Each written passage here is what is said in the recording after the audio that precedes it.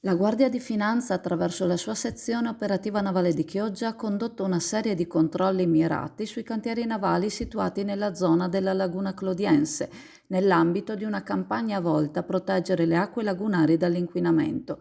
In collaborazione con il Provveditorato Interregionale per le Opere Pubbliche per il Veneto, Trentino Alto Adige, Friuli Venezia Giulia, sono stati impiegati mezzi navali ed aerei per monitorare 15 tra cantieri ed arsene. L'indagine, coordinata dalla Procura della Repubblica presso il Tribunale Ordinario di Venezia, ha rivelato diverse violazioni delle normative imposte per la salvaguardia di Venezia e per la tutela ambientale. In particolare sono state sequestrate aree destinate alla lavorazione di scafi e imbarcazioni per un'area complessiva di 7.710 m².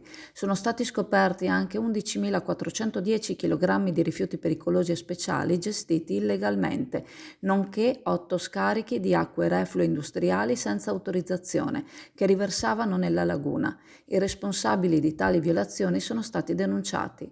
I controlli sono stati estesi anche alle concessioni demaniali legate agli impianti e al contrasto del lavoro irregolare, permettendo di esaminare la situazione lavorativa di 47 dipendenti, di cui 2 erano stati assunti illegalmente. Durante l'operazione sono stati anche sequestrati manufatti costruiti abusivamente in violazione alle norme edilizie. Questa azione ispettiva dimostra l'attenzione della Guardia di Finanza per la tutela dell'equilibrio ambientale della laguna, che è soggetta a diverse fonti di inquinamento, in particolare a causa dei metalli pesanti presenti nei rifiuti di lavorazione. La collaborazione tra la Guardia di Finanza e il Provveditorato Interregionale per le Opere Pubbliche testimonia l'impegno nel preservare l'ecosistema e l'equilibrio ambientale della zona.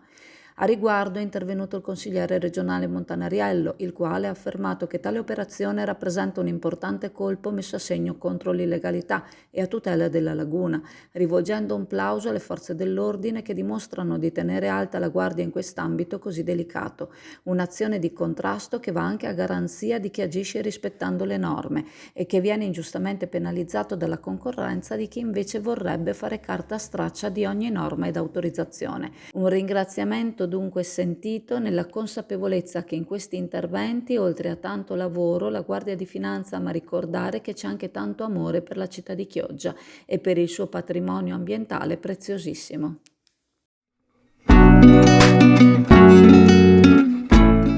Preparati a gustare le specialità tradizionali e le novità esplosive che potrai trovare all'Indiga. Gelato artigianale anche per l'asporto, per gustarlo in compagnia dove vuoi tu.